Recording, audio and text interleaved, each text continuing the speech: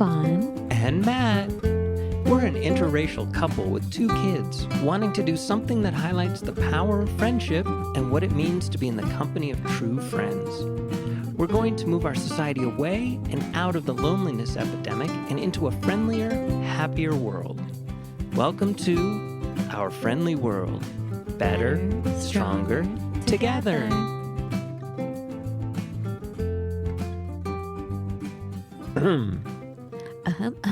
Welcome back, everybody. Welcome back to our friendly world. How is everyone doing out there? Hello, everyone. So we are benevolent. We are? beings, aren't we? At the core of it, don't you think that no matter what is going on, if another human sees another human in trouble, that instinctively we help each other without thinking? If you were to stop thinking, the instinct is to protect one another. Okay, I'll go with that. And if you think why, I think going back to the whole idea that we're all one. So of course you would save yourself. So the other person is yourself. See, I would say that it's better off in a society of 2 than 1, and on. Like it's What do you better mean? to be in a society of 3 than 2. More protection. Right. Of course. Right. So Family. protection from harm. Family. Well, I'm seeing it from the negative point of view. Oh. Yeah. Well, family sticks together. Tribe sticks together. Keeps me from harm. Each person has a job to do, and you're more able to have a society where one is making glass. Like I always go back to that. I think when I was a kid, I learned that in history, we lost the art of making glass through some volcanic eruption. All this information was lost. Something like that when I was a little kid. I'm like, wow, we forgot how to make glass. Like we had to learn that all over again. So to have someone that knows how to do that, someone who knows how to cook, someone who knows how to, hunt, even though we're vegans. Somebody who knows what food is poisonous and not poisonous. Exactly. Like we got these mushrooms outside the house. I don't even know. They look delicious. They do, but it no. could kill you. I don't know. Because they're not brightly colored, because those are the really poisonous ones. Well, we don't know really. That could be poisonous too. I don't know. And it's so sick that we just depend on Whole Foods. Like if it's on the shelf, it's like, okay. That's crazy. If you think about it, it's stupid.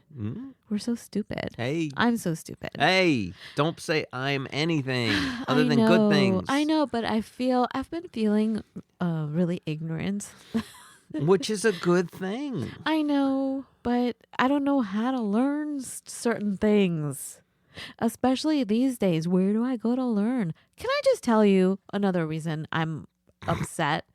This is totally veering away from what we're going to talk about today. But I mean, learning has become so difficult. And you can say, oh, no, it's not. We have the internet and everything is at your fingertips. But what kind of information? And if it's free, you get what you pay for in a way, right? Oftentimes. But like, even like a community college. I mean, not that long ago, I was in high school. And don't you dare repeat what I just said. I'm not saying anything. Because apparently, like, wherever I go these days, they're like, when were you here? I'm like, back in da-da-da-da-da. And they're like, oh, wow. I'm like, oh, whoa. Like, oh, God, you weren't even born Listen up, then. you young whippersnappers. I have socks older than you. It is kind of scary. Get off my lawn. But what was I going to say? Oh, shoot. Now I forgot what I was going to say. Hard to learn. Community college. Yeah. I mean, I was 16. I was still in high school. And I remember just going up to the community college in town and saying, hey, I want to take some more classes. I'm in high school. They're like, all right. Okay. Here, fill out this form. I put my name and address, I think, probably. I paid $15. And I took courses, like college courses when I was in high school. No questions asked. Parents didn't get involved. Well, my parents didn't get involved in anything. But I'm saying I didn't need a FAFSA form. I didn't need notes from my doctor. You guys, I am trying to just take one class as a human being at a community college. First of all, it's so expensive. Like out of reach for us right now. Like I can't afford that. One class. It's not $15. Oh, and then they say it's free for if you're a resident of the state. Well, is it really? No, it's not. Well, It's it could not. be if you jump through these 27 hoops 27 and hoops. do it exactly perfectly. Oh my God, like we're some circus animal. Like you gotta like dance for me. And like I was gonna say a I word. felt something on the end of that. I'm sorry, you all know I have a truck driver mouth, but I refuse to say bad words on this podcast. But oh my gosh. I'm like, fine. I tried to go through all the hoops Mm-hmm. of FAFSA form. Why do I need to fill out all this financial aid? I just want to take one class. You say it's free. No. And it's not just a FAFSA. There's all these other financial aid forms, and you have to like give them every information about yourself, including, But not limited to. not that I'm an anti-vaxxer, but my God, they want to get your doctor's records of your immunizations. And it's not for what you think. It's for like MMR and like Measles, mumps, rubella. right, all this old stuff. But it's like for me to get that, I would have to go get probably a blood test that would show that I have this in my bloodstream, right? Right. And that's expensive. I went to the doctor and I thought I was getting a checkup, and $300 after insurance, by the way, later. I find out it was just a meet and greet. Did they at least give you espresso? Nothing. They didn't say, what is your choice of beverage? No, what I'm saying is like, okay, to take a stupid class, a pottery class or something, or even an online class, I need to go to the doctor and get somehow all these tests from my blood to be accepted to take a class so I can better my brain. And that's what the federal government is what mandating. the hell? So I feel rage. Right. As you should. But that's why you're seeing this proliferation of other kind of sites or ways too. Masterclass. I'm a big proponent of free code camp, which is just brilliant, by the way, if you're a programmer. Udemy, Pluralsight, on and on and on. Yeah. But at the same time, because, ever since I was a kid, I've been on my own with school and everything, especially. I never got the degree. You know what I'm saying? I've always been studying. And we're seeing fewer and fewer people doing that now. I know, but like part of me always feels like crap because I never got the degree. But I'm always studying. I am always taking a course here and there.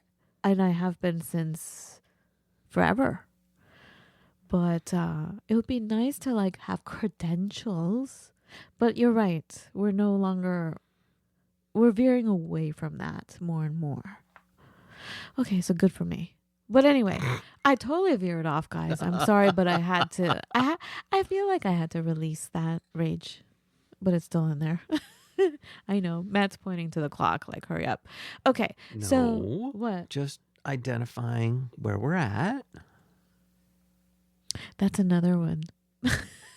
Actually, that is the topic of today, feeling abundant. But like, just going back to that we are beneficial, benevolent species, right?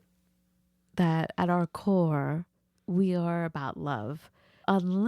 Until some things in particular happen. For example, when we feel personally threatened, when we feel our way of life is threatened or our family is threatened, that is where we morph into anger or hate. We get into that primal survival mode. And this has everything to do with friendship. It starts with feeling that rage and feeling separate and apart. And when you feel that way, you tend to not have friends either because you feel like I'm in it on my own. Right. In survival mode, you don't, as a collective, I think when you're together, you feel safe, right? You feel better. Of course. Like even if we go back to 2020, it was a collective thing. Yes, it was scary, but deep down, didn't we all feel like everyone is experiencing it? So there was a bit of, now I'm not trying to downplay the tragedies, but didn't you feel like all of us are experiencing it? So it wasn't as scary as it could be if you were the only one experiencing it, True. or if your family was the only one experiencing it, Definitely. right? So all this leads me to thinking about how we maneuver, how we feel about things, and how, if we can bring it to the whole concept of time and the feeling of safety, the feeling of being protected. And usually, one of the things that is a huge contributing factor to feeling safe and protected is, I mean, especially if you live in America, it's money, isn't it? Can be.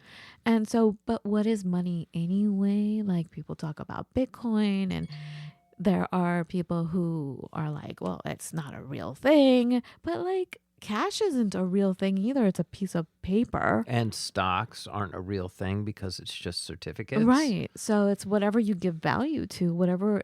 And then XRP, we were talking about XRP, it's a system. It's not about it being a piece of gold, it's a system. Correct? Yes. Am I saying that right? So things are changing, and going back again to the feeling of feeling safe, that you're part of a tribe, that you're part of a family, that you're not alone. I want to talk about the concept of time and how we operate, how we feel in our bodies, how we feel in our surroundings, how we maneuver ourselves. So I've been noticing that I've been running, and that I tend to, like you said, one of our really dear friends asked us, like, what do you think the problem is with Fawn, right? And you're like, and I'm like, I'll tell you what my problem is, because we were talking about time, and I'm always rushing, and I'm always feeling like I'm not getting things done. Oh my God, who are we talking to? Okay, sorry, go ahead. Remember? Mm-hmm. And I said, well, it's because I feel lack. I'm in a state of lack. And then Sam looked at you. He's like, is that true? And Matt's shaking his head right now. And you said no, because if I have 20 minutes to do something and I can do whatever that is in 15 minutes, then I'm going to cram a whole bunch of other stuff in that last 5 minutes, right? Because I have an extra 5 minutes. Right. So I feel, And that's can why you explain the way you said it? it literally doesn't matter. If you have an hour, if you have a day, if you have 2 days, you're not one of these people who procrastinates. You're one of these people who does that thing and then realizes there's 27 other things you could do with the remaining time. Well, I'm a mom. I have to What do was it your that excuse way. before? I wasn't that way before. Yes, you were. No, I wasn't. Yes, you were. What do you mean? You were. You've always been this way. I have? Yes. That's why when we say, okay, we're going to leave the house in 30 minutes, if I don't get something done, I don't get it done. Peace out. As long as I'm reasonably well dressed and I'm out the door, that's fine. I don't have to find that thing that I'm missing or. But if you have the quote unquote extra time, you will spend it immediately. Whereas I'll be in the car waiting for you, which is where I finally come to, which is just like, okay, I'm just going to go to the car and I'll be there. And I'll sit there for 10 minutes. I was not that way before. You were? We had kids. You were? I was? We're always running late. Why is that? That's not true. I think you have selective memory. Oh, yes. I'm the one with selective memory. Love is winning. Okay, so now I'm. What are we talking about? All right. Okay. Yeah, I tend to cram things in, and I was thinking, yeah, but it still comes down to probably a feeling of lack. Yes. Because I don't have time. I better get everything done. Well, now. honestly, it's almost like fundamentally you start from a position of lack, a complete and utter feeling of lack. Not that you're lacking doing these 27 things, but just that maybe you feel like you haven't done enough, period. You know what? We can circle back to the whole studies and degrees and all the rest of it, too. Here's what I think. If I'm going to give myself a little talking to, if I'm going to give myself analysis, I would say as an immigrant, I feel like I better hurry up and pack everything up. I better think of everything I need to take right now before we have to split. Hmm.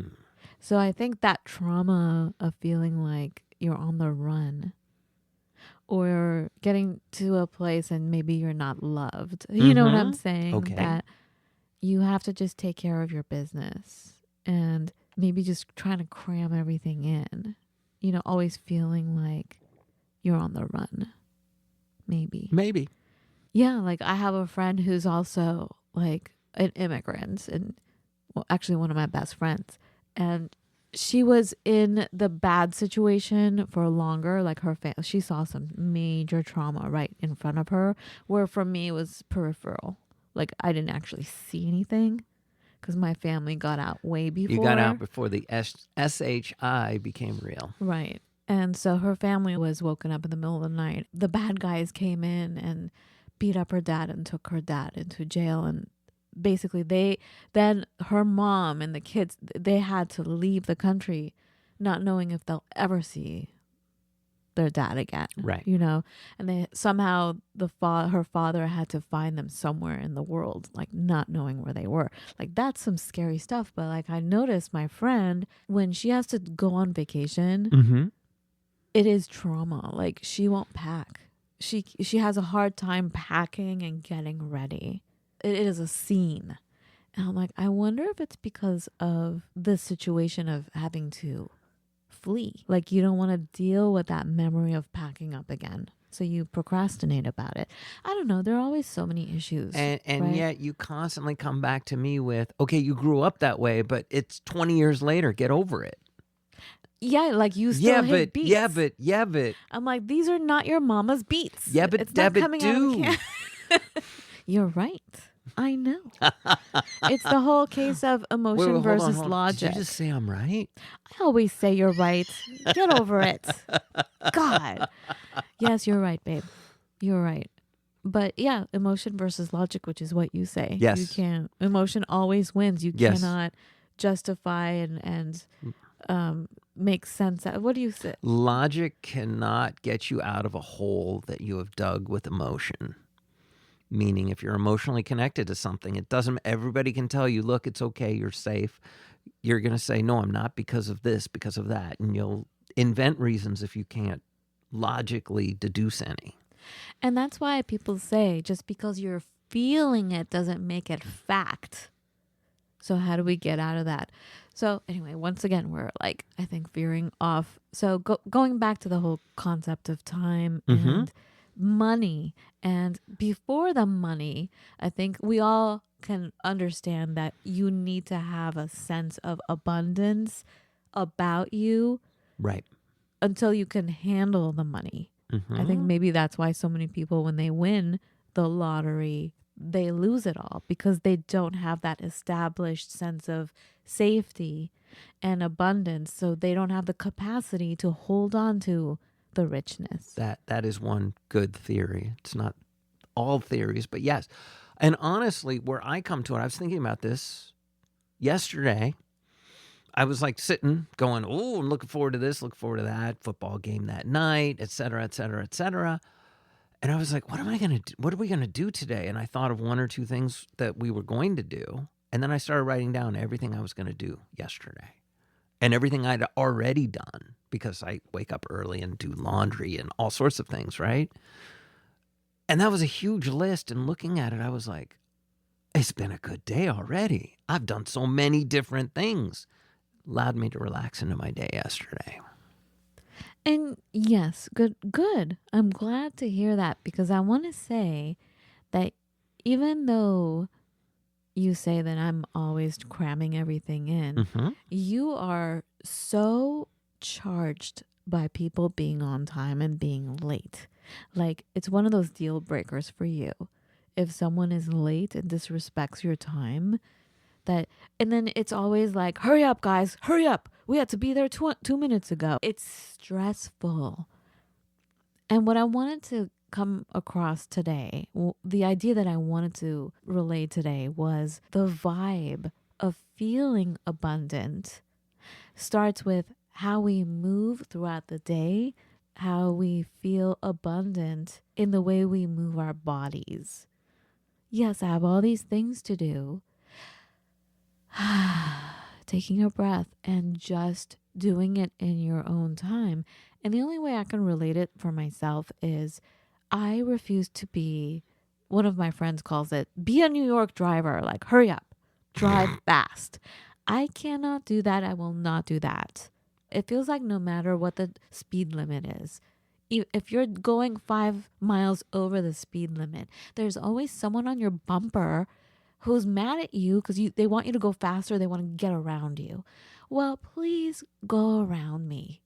And you know what? We always end up at the same light, same red stop at the same time. Pretty well, I'm a few seconds behind, but we get there at the same time. Unless someone gets into an accident. So I'm saying, I think that if you operate with a sense of an abundance of time, and you relax into it, that you actually end up getting there quickly. It's like swimming. The way I taught our kids how to swim was don't struggle. Don't start moving your limbs really fast because that will make you sink. I don't understand exactly why that happens, but if you kind of stretch out and open up your chest, take a breath. You float, and the slightest movement will actually push you, propel you forward at such ease and actually with such a greater pace. Don't you think, Matt? You're a swimmer too. Yeah, absolutely. What was brought to me a few weeks ago was this whole concept of like, to be truly abundant, act like you have all the time in the world. And then you have other forces that try to tell you, you don't have all the time in the world. You're going to die. You better hurry up and do all this stuff, right? And I think that's kind of evil. Yes, absolutely is kind of evil. But for me, it's about what I did yesterday was a very useful exercise, as well as the things that I did do. I occupied my 3 zones, my body, mind, and my spirit. Even though it was primarily just doing chores around the house, I took the time to spin, which was very much for my body. And I was on one of those sites I mentioned previously, learning new things for my mind. And my spirit, well, that's a whole other thing. I performed an exercise that you're supposed to perform. And I just reveled in just the vastness of the universe before the sun came up. Nice. Yeah. And that fed enough of my spirit to make me feel truly abundant, period. Meanwhile, I haven't done any of those things because I'm rushing. Right. Constantly. And also ponder this. I don't consider anything that I do to be small, and I don't consider anything I do necessarily to be big. So even if one of the things you've done during the course of the day is empty the dishwasher, well, rock on, or, clear the sink of dishes or whatever it is. Rock on. Well played. Well done. That's the difference, because I do the same thing, but I'm like, oh, this wasn't good. I have all these other things to do. Like, I don't think of anything as a win. Whereas I go from strength to strength. I go from win to win. That's inspiring. All right, let's keep that in mind. Oh, I'm feeling smug. So anything else? I'm feeling smug. All right. Have a beautiful every day, everybody. Sounds good. Be well. Talk to you soon.